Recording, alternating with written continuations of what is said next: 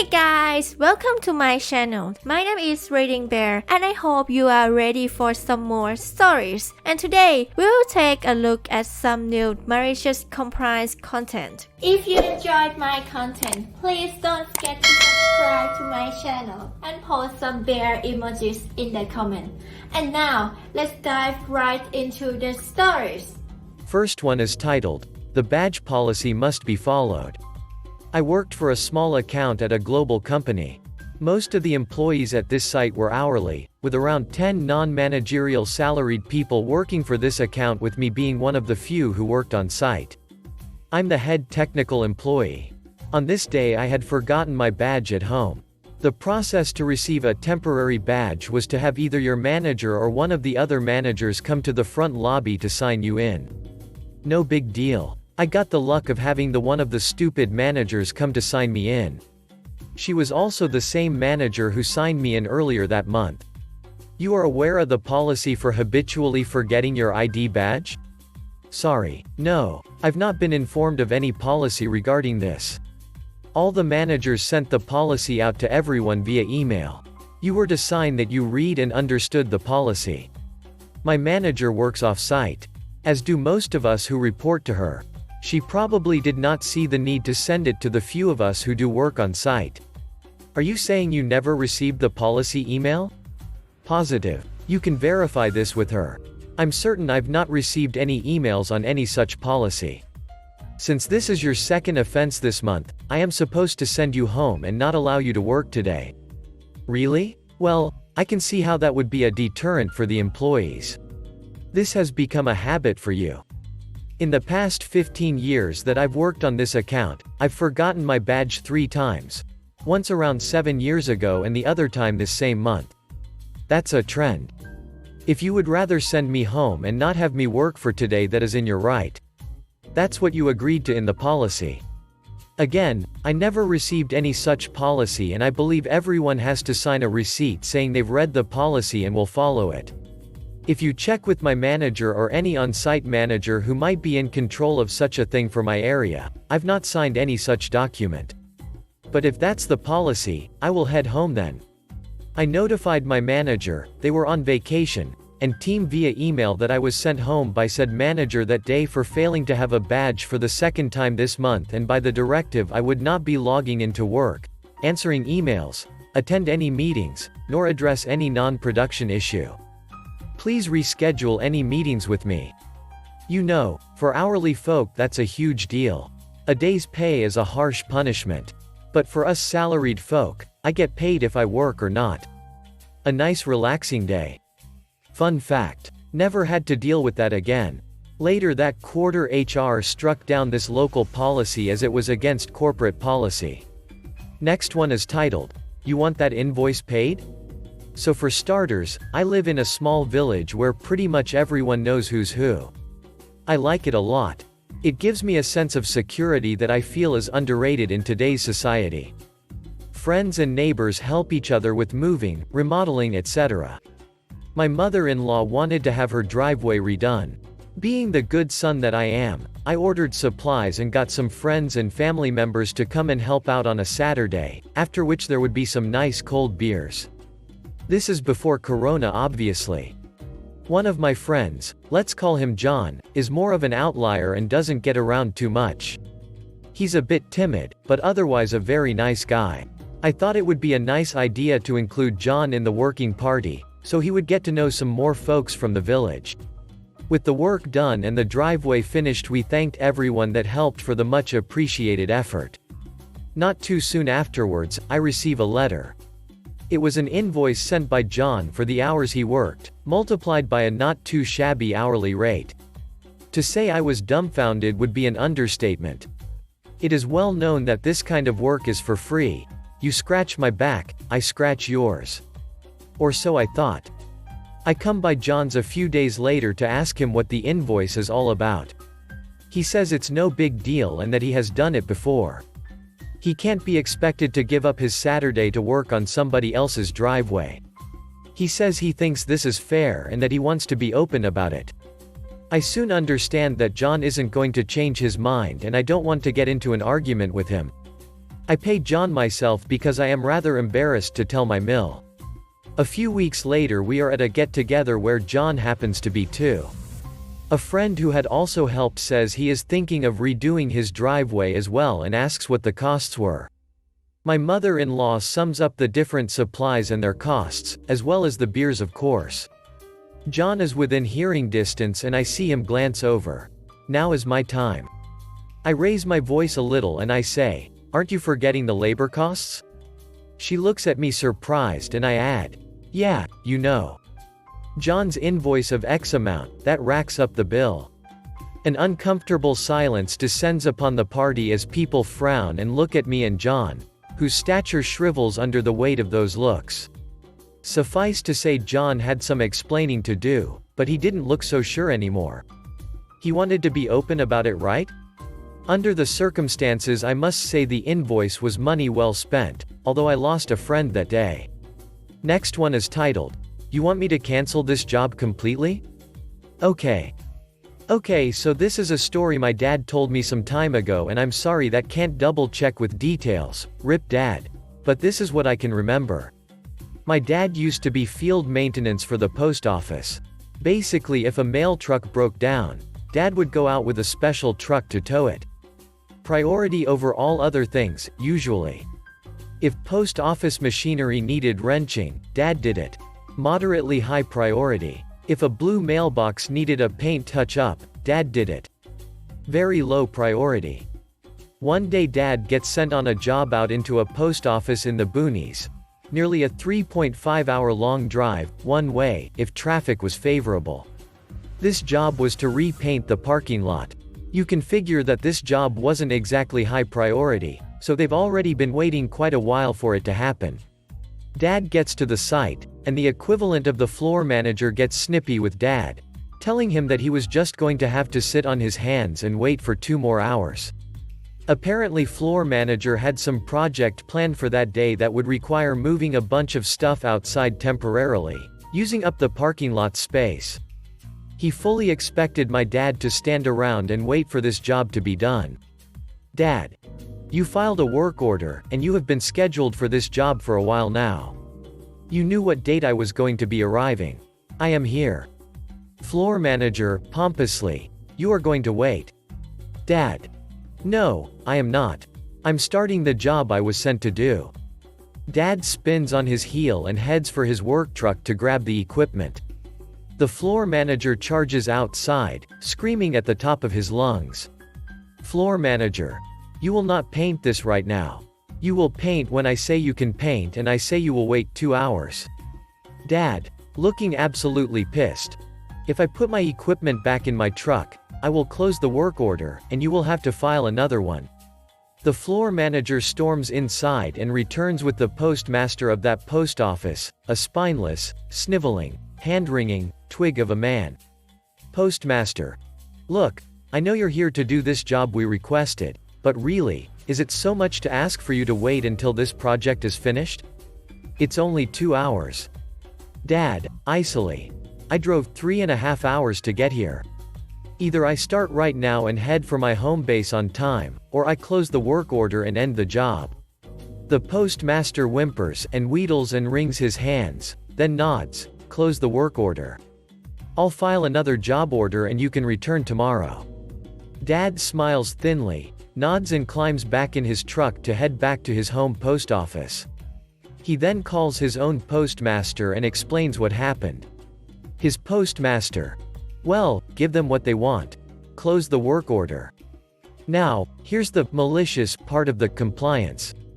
Dad and only 8 other guys covered an area of approximately 250 miles or so. So, yeah, way understaffed. Also, in order to get any requested jobs done, there was a whole bureaucratic mess to make it happen. You had to write up a work order, send it in, get put on a waiting list, and hope that a bunch of broken down trucks didn't bump you farther down the list than you already were. If your work order was closed, whether or not it was actually completed, the job was considered fulfilled. Which means that it could not just be reopened, they would have to file a completely new work order, and be listed accordingly in the many, many higher priority jobs.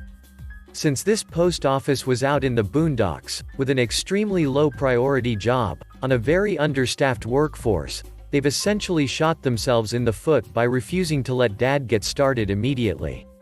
I can neither confirm nor deny that their new work order mysteriously dropped to the bottom of the list of priorities a few more times than necessary, but I can confirm that it was at least a further 3 months before that parking lot got painted.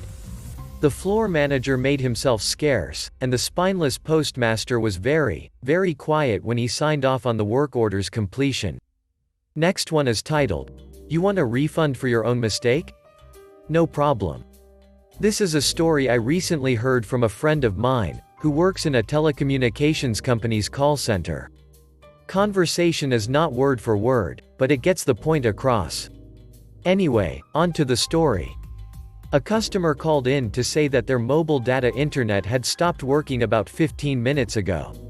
Some very simple troubleshooting discovered that this person, herein, caller, had accidentally turned off their mobile data in the settings menu. Simple mistake, no harm no foul, and 99/100ths of the times the customer will say, "Great, that was quick, thanks." Not this guy. This guy decided that since he was internet-less for almost 20 minutes, he deserved compensation. Even worse was that this guy was being a jackass about it. After several rounds of my friend trying to explain to this blockhead that the reason he hadn't had internet was his own damned fault and this man becoming increasingly aggressive and belligerent, my friend had had enough. The call then went something like this. Friend.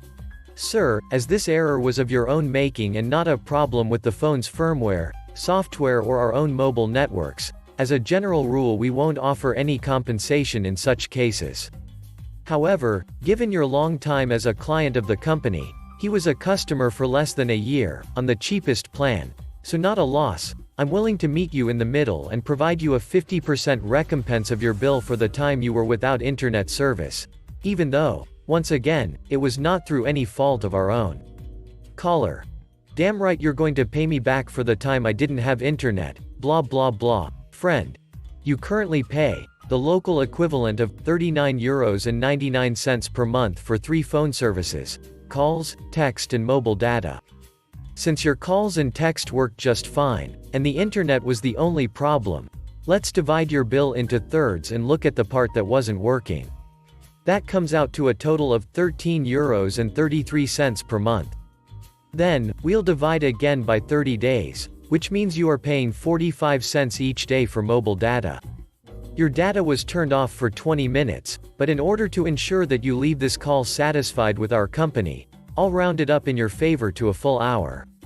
Dividing those 45 cents into 24 hours is a little under 2 cents per hour.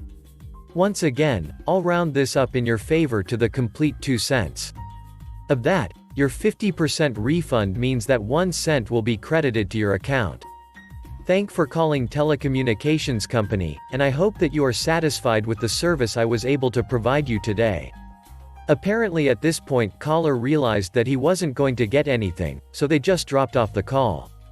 My friend says he sent the call recording to his manager, another friend of ours, and they both had a good laugh about it. Next one is titled, Drove Slower, Got a Bigger Tip. I worked for a shared ride service, and picked up a group of people at a downtown hotel. They were talking among themselves, and concerned they wouldn't make it to the airport on time. Apparently, they had all arrived separately, and being a shared ride service, took a while to get to their hotel as others were dropped off on the way there. I picked them all up together, so we were going straight to the airport, and they were going to get there with plenty of time to spare. I hadn't had a chance to tell them this when one of them asked, "Driver, how fast can you get us to the airport?" I replied, "Well, the speed limit is 55 miles an hour. Not that I ever drove that slowly, but I hoped I knew where this was going." After some murmuring with the rest of the passengers, he replied, "We'll give you $20 to drive 65. I asked, "Is that on top of my regular tip?" After a few more seconds of murmuring, he replied, "Sure." And that's how I made an extra $20 for driving 65 instead of my usual 70 plus. And they still got to the airport with plenty of extra time. Next one is titled, Boss asks only for men from the city to remove snow and I comply. This happened a few months ago and I remembered just now. Thought to post it here. I, 21 female, important for later, live in the same city as the restaurant I work in. I usually go by car, 10 minutes, but sometimes I go walking, 30 minutes.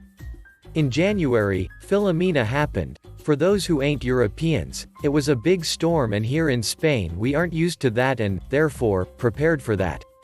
I went to work on a Thursday, when it started snowing, but we had to close for the weekend because there was a lot of snow. People couldn't go to work, train, buses and roads closed. There wouldn't be a lot of customers. We had the drive-through and the terrace full of snow. Our boss told the workers who lived in the same city to come to remove the snow, because it would take time before the city council helped us, so we could open earlier. His words were, "Boys who live in city, go to the restaurant to remove the snow." And in another message he went on and said the names of the men that live in the city. In Spanish, boys can refer to only boys or to males and females. But with how he worded it, he meant only men. I had already planned not to go to remove the snow because a 30-minute walk could have become 1 hour with all the snow and because it wasn't my job. But because my boss worded the message like that I could simply wash my hands. When everything went back to normal, the boss asked me why I didn't come to help and I told him only men had to help. Last one is titled, "Now the workplace kitchen is filthy." A little background. I work at a large company, in the office, which employs a lot of older people, who are extremely stubborn to change and think that everything has to be done by someone else. There is a kitchen, that all of the people in our department use. A common coffee machine, an electric kettle, etc. The upper management has been making a schedule for when each of us have to clean the kitchen. Of course, since a lot of aforementioned people just decide that it's not a part of their job, they are not doing it, and since the upper management doesn't enforce this, it gets quite bad, fast. No common decency. I hate to use the coffee machine and the electric kettle for my tea when it's super dirty. Even the handles get sticky, which is extremely disgusting, so I take it upon myself to clean all of it, from time to time, since I arrive early every day. The electric kettle was full of flakes of limescale, so I brought a descaler from home. I hate to see flakes floating in my tea. I have done this for a while now, using it every so often. I like to use it when it's clean. Some of the older folks here saw me use the descaler and told the upper management that I am bringing in an unknown chemical solution and using it on the food they use. "He is trying to kill the older generation," is a direct quote from what they told my boss. All of the upper management called me in immediately, for me to explain myself, and called office security. I told them that I am just tidy, I hate dirty appliances, showed them the descaler and all was good. From this point on, I am no longer cleaning anything, until it is my week according to the schedule. Now, the older people are berating me, that I am not cleaning it anymore, stating that the kitchen is filthy and I am to blame. They once again complained about me to the upper management, that the chemicals I used caused flakes to appear in their drinks. Cleaning was never a part of my job description. I sent out the management-made schedule to the entire department, and every time someone complains, I forward it once again, including a CC to my superiors, mentioning by name, who has made a request and when was the last time they cleaned it themselves, as written in the company guidelines. The complainers got called in for causing office drama, which the management hates. They all got disciplinary warnings. They hate me and I have to bring coffee from home, now. Not going to use the filthy kitchen ever again. Still feels like it was worth it. Thanks for listening.